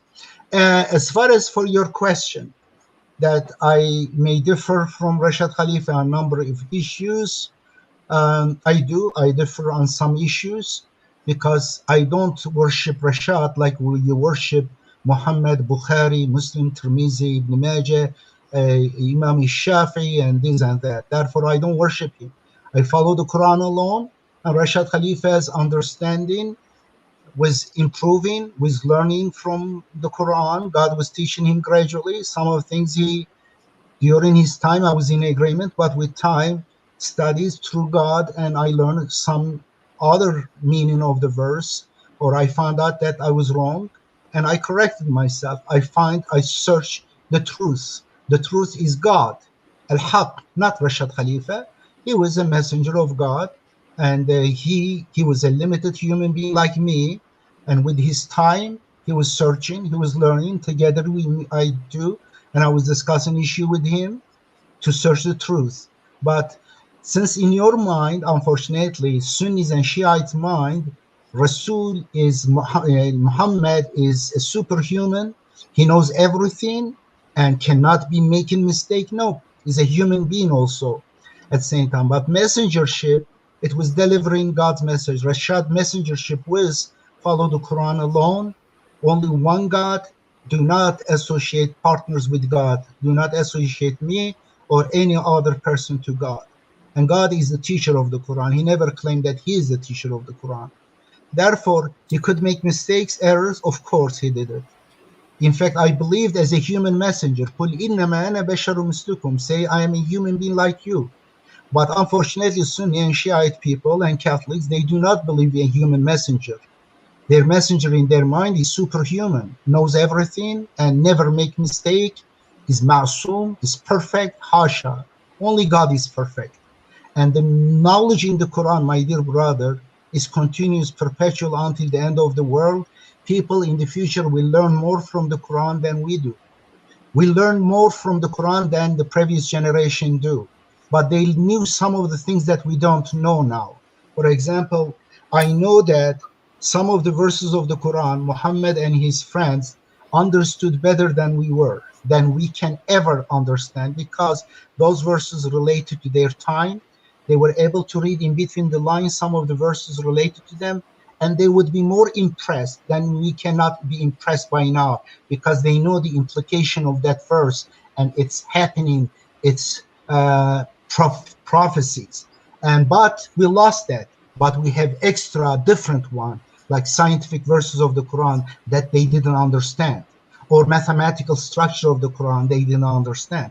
Therefore, for each generation, God sends ayat. Therefore, chapter 2, verse 106, which one of the most commonly distorted and mistranslated by Sunni and Shiite mushriks, is chapter 2, verse 106, is about ayat. Ayat means singular way when it is used in the Quran. Throughout the Quran, it means miracle. It means extraordinary evidence. God says if an evidence, an ayah, is lost or forgotten, we bring similar or better than that. Therefore, the ayat of that time, when they understand, we don't witness the miracles they witnessed, but we have our Okay, miracles. let me ask you. We are almost coming to the end of our session. I have a And couple of I am questions also to ask you. downloading this, correct? I'm downloading. I'm going to publish in my website, in my channel too, Sure. inshallah. Coming to your political activities in the United States, is it true that you were standing up for US presidential elections. Did you have aspirations to become the president of the United States? No. I cannot. I know I am. I have a JD doctorate degree in law. I know constitutional law. In fact, one of my professor was the chief of Supreme Court of the United States for 30 years. He was the member of Supreme Court. I think for 13 years he was the chief. Justice Rehnquist. Therefore, I know the American Constitution. According to the American Constitution, I cannot be president because I was not born in the United States. But I joked, of course.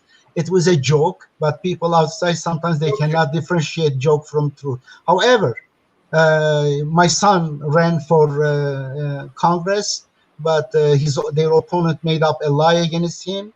Temporarily he ceased, but in the future he will run for Congress, God willing, maybe for Senate, maybe for presidency, but it's open. And I supported Bernie Sanders because he's a person with just with good mind and heart. Right. Okay. Very quickly, I want to go through some Turkish scholars, and I want your opinion about them. The first one is a gentleman by the name of Caner Taslaman. What is your association, and what are your thoughts about Caner Taslaman, who is a Turkish scholar? Well, he was a young kid. I was a few years older than him in 1987, 88, when I accepted the Quran as the only source, as a book, source of my religion in 1st July 1986. After that, Caner was influenced by my statements and my books. That time it was very controversial. In fact, it was in the headlines of the news and stuff. And Caner, since then, we have been friends. But for a long time, we kept that friendship hidden because of his security. He would be attacked because I'm very radioactive. I don't care about governments. I'm not scared of things. But I don't expect everyone be like me. I take so much risks, and many assassination attempts happened against me. For 5 of them, I survived 5 assassinations. In fact, one of them in United States. It was in Chicago conference, Sunni conference. They wanted to kill me. Secret police came, saved me, and an African American just took me from my hotel room, and we escaped.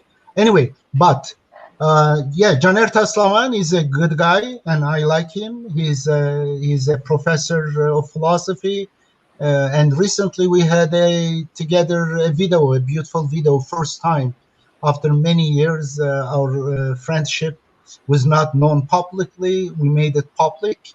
We had meeting. He's a good guy. I some of issues I may disagree with him, but he's an honest follower of the Quran alone. Okay. Some years back, actually, let me just also tell you that Caner Taslaman met me in Istanbul, and he published a book of mine in Turkish. Title of the book is Quran Yeter May. Have you come across it that? is you. Aha, I remember Yes. that.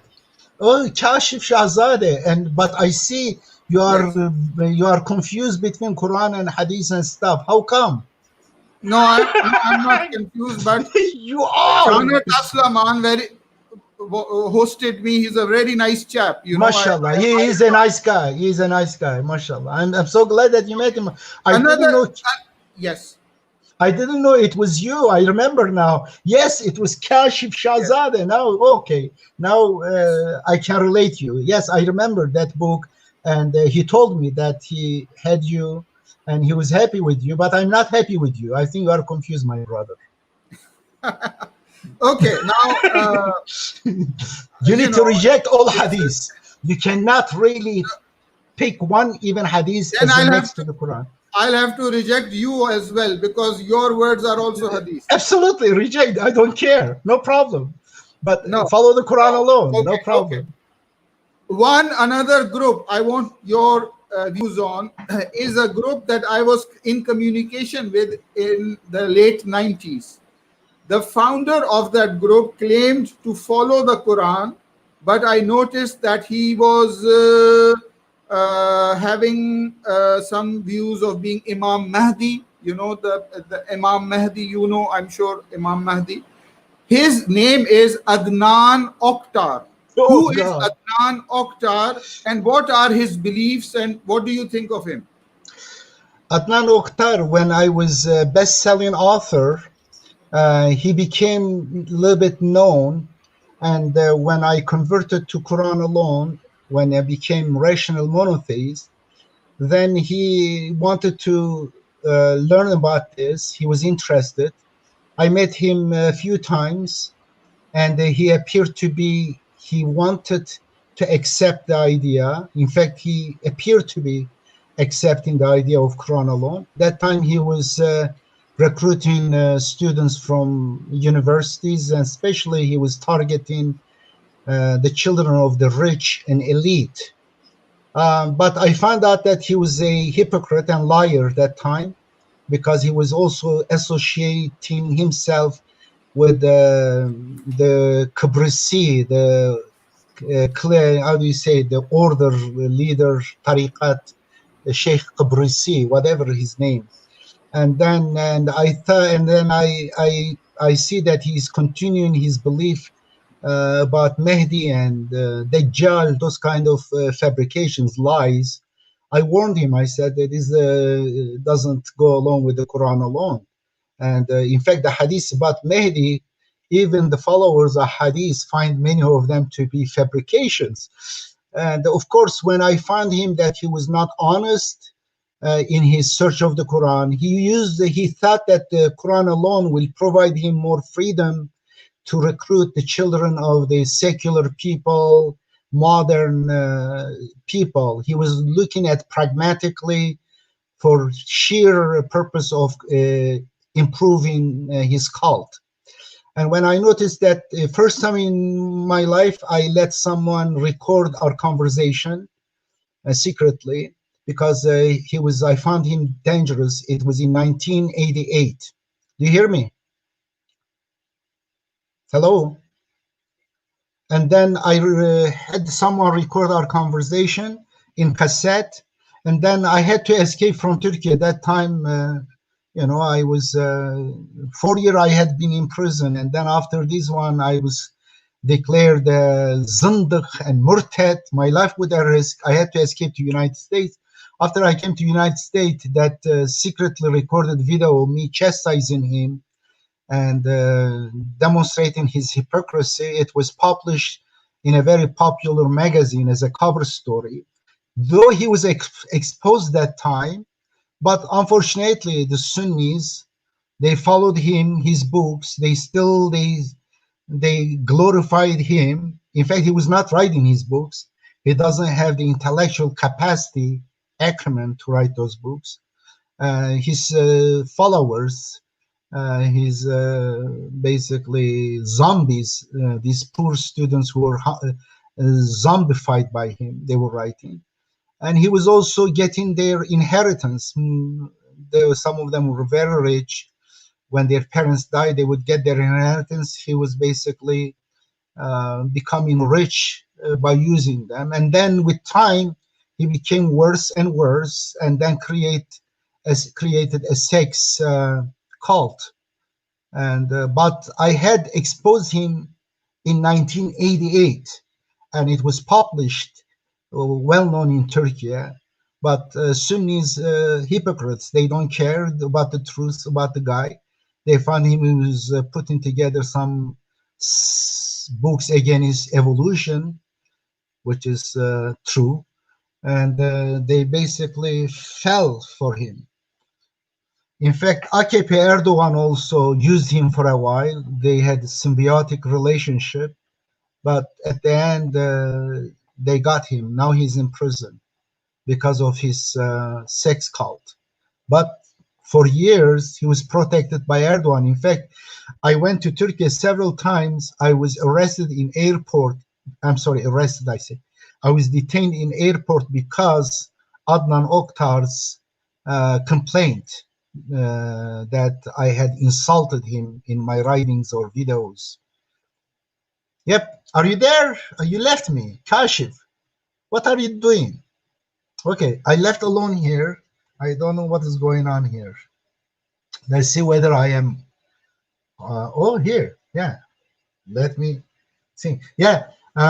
It's advertising time. I don't make money from my books on religion or Quran, therefore, but this is a very good one. This is 19 God's signature in nature and scripture. Are you there? Okay, this one. And beautiful. And Quran Reformist translation is available right now for Android on here. And we are going to make it also available on this hexagon, this one.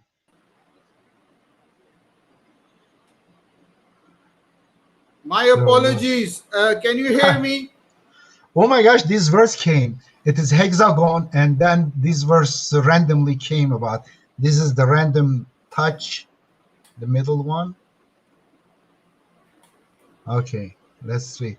Yes, Can you it hear went. me? Sorry. Yes, Can you hear me? yes. Okay, my apology. My apologies.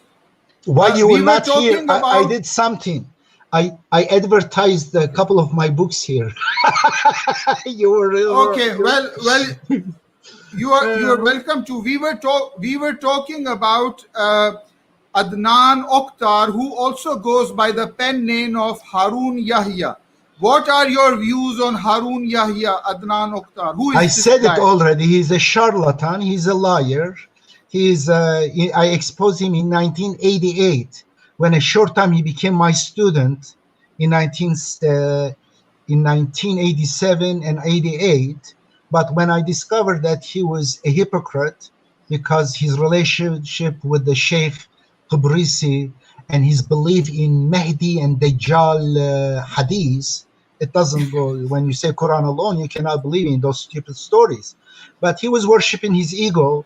Of course, he was not saying I am Mahdi, but he was believing that. And he was recruiting the children of the rich and stuff. And I find problem with that too, because according to the Quran, you cannot be focusing on them. In fact, Abasa wa Tawalla and Jahul Ama, it's really rebuking someone who is focusing on the rich alone.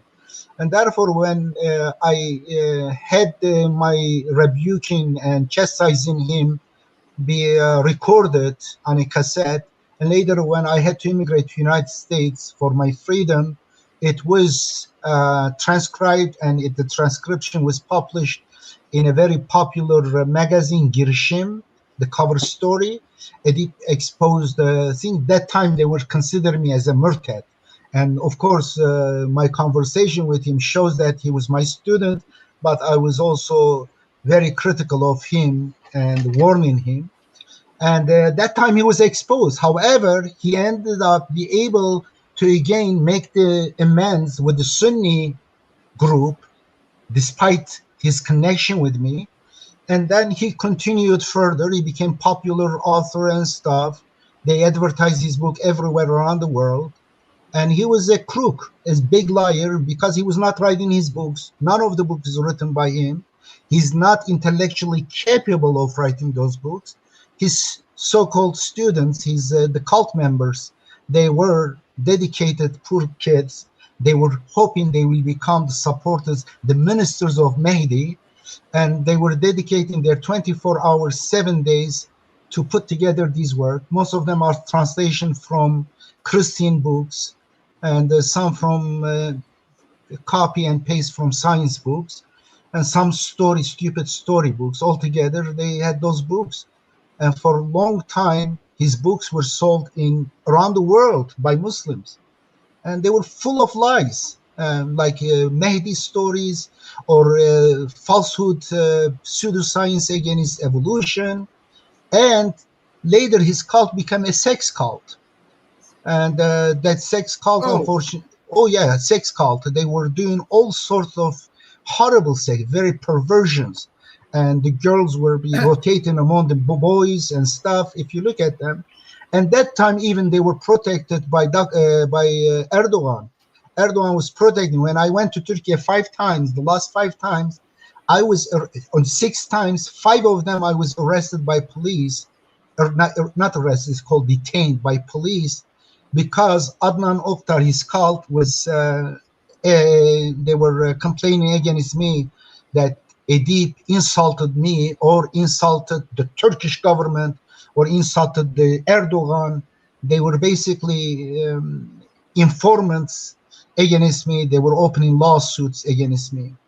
And but Erdogan later, he was able to put him behind the bars. The reason why they delayed, because they were using blackmail. The cult members, they were infiltrating to many politicians' offices or corporations' offices, and they were collecting some incriminating information about them, sometimes made up things, sex-related or tax-related or business-related secret information, and they would blackmail.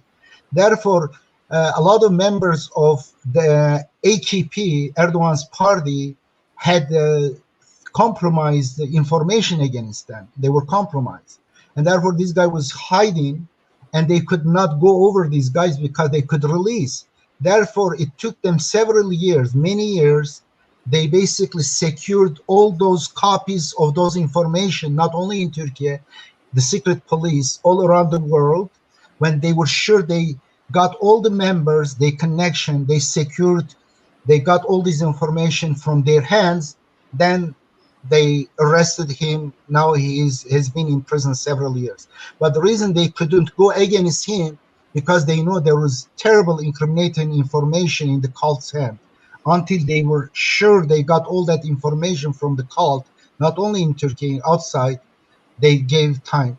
And unfortunately, today's AKP party is a very criminal party. It is a bunch of thieves, gang of thieves and liars and criminals. And they have also a lot of sex stuff, but they are able to hide it. It means perversion. Okay, my final question is about your views regarding Mustafa Kemal Ataturk. Now, in Pakistan, let me tell you, I have traveled a lot in the world. Pakistan and Turkey enjoy very cordial relations, and Mustafa Kemal Ataturk was taught to us in Pakistani schools as somebody with very high regard. How do you see Mustafa Kemal Ataturk, and what are your views regarding him? Mustafa Kemal Atatürk, despite some of his errors, he was a good guy. He was a great guy. And he ended the Sultanate and Khalifa were satanic, and he ended that, I think, in Islamic history. Therefore, he has a very major, important role.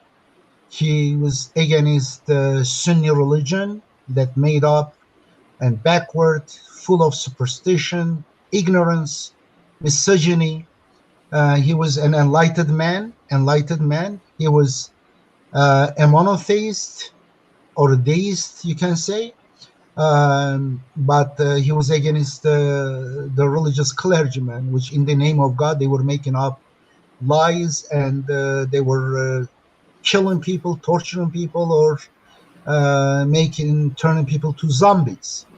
And therefore, he was good. And in fact, 19 in his life is very important. Very interestingly, it is incredible by itself, is a proof of God's power and destiny. And he was born in 1881. It is 99 times 19. In 1900, he starts his career in military academy. It is 100 times 19. In 19 May 1919, he starts the War of Independence. 19 May 1919 is a holiday in Turkey, the most important holiday. And then it is, of course, multiple of 19. And in 1938, he dies. It is multiple of 19. 19 times 102. Therefore, there are 4 multiple of 19s in his life. One is birthday. The other is his starting his career as in academy. The third one is his starting his independence of Turkey. The fourth one, his death. And he dies at 57. Of course, his age is multiple of 19. And these guys, in the military, his regiments and big whatever units, all multiple of 19 is a very famous 19 regiment, whatever. I don't know the military terminology. The other is 38, the other 57. His ID number is multiple of 19. Many, many. In fact, it was first discovered few days after his funeral. His funeral was in November 1938. And then 12 days later, Vala Nureddin, in Aksham newspaper, means evening newspaper, he writes an article. The top of the title of the article is number 19. And he says, wow, Atatürk's funeral is 19 November. And look at his life. All is multiple of 19, and he lists some. But I studied this. I found out much more. Therefore, it shows that he was divinely picked for this mission to end the satanic Khalifa and Sultanate. But Turkish Republic unfortunately went backward. Right now, it is again the backwardness, unfortunately, religious ignorance. Right now, it is in rise. However, I do think 114 years after the start of Atatürk's mission, which is 19 May 1919, 114 years, it will be 2033. It will be 114 years later. Turkey will change. Islamic reform, that time it will complete. Therefore, right now, the monotheism is Quran alone is on the rise. Right now, tens of thousands of people every year is accepting this message. When I left Turkey in 1989, I had only 2 people who believed like me, who witnessed the miracle of the Quran, 19, and who follow the Quran alone. Right now, there are hundreds of thousands, and day by day is increasing. Sunnis are losing power. Therefore, sometimes they are alarming. The head of religious affairs, they are warning people against Quran alone movement. But Quran alone movement will be the future of Turkey. And this Sunni religion will bankrupt. Right now, in fact, morally they are bankrupt. Right now, they are known as thieves, as sexual perverts, and liars, as basically warmongers and fascists.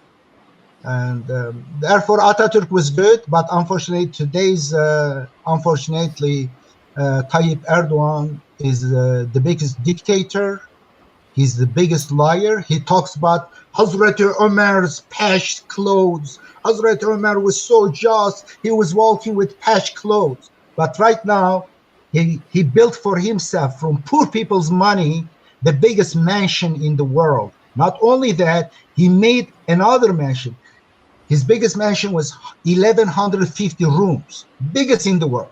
And then now 300 mansions. Your voice is breaking. The voice is breaking. Yeah, he made another mansion for summer in Marmaris, 300 rooms. Now he's making the third mansion in Aklat, in eastern part of Turkey. With people are hungry in Turkey right now, very poor. A lot of youth, they don't have jobs. Economy is in crisis. Basically, he and his family and stooges, they basically stole billions of dollars from Turkish economy. He is the biggest thief and tyrant in Turkey. In prison, there are many thinkers, journalists, and many politicians.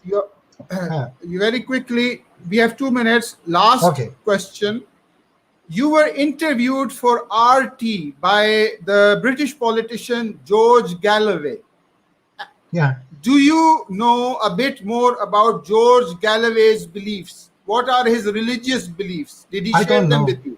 I don't know. I don't really care much. I don't know about you. I didn't even research about you. People interview me. I don't mind whether they believe they are whoever they are. I don't know. But I had seen some of his talks, which I like, at least promoting Palestinians' rights. I find some of his talks, it shows that he has empathy, he has conscience, but he might have some wrong ideas, and I don't care. I'm not associated. Just because someone interview me doesn't mean I agree with everything they believe, correct? I don't believe everything you believe. My dear brother, Kashif Shahzada. I like your name. Kashif means the discoverer. Okay, well, we are finished for time. We were talking to Mr. Edip Yuksel, a very interesting conversation. A lot of questions were asked, and I'm sure that the conversation doesn't end here. There are more questions that Inshallah. need to be We'll answered. discuss, inshallah, Shahada alone, one conversation. Why Shahada is distorted, what is the ramification, why it is so important to make it Ashhadu an la ilaha illallah, period. Not add Muhammad or Isa or Musa or Okay, Ali. Okay. Mr. Yuksel, I have to stop you there. We are having a bit of a problem. It was very interesting to talk to Thank you. you very much. And I really appreciate it. you're welcome. And Thank we you. hope to continue our conversation later on. Thank you very much. Assalamu alaikum wa rahmatullahi wa barakatuh.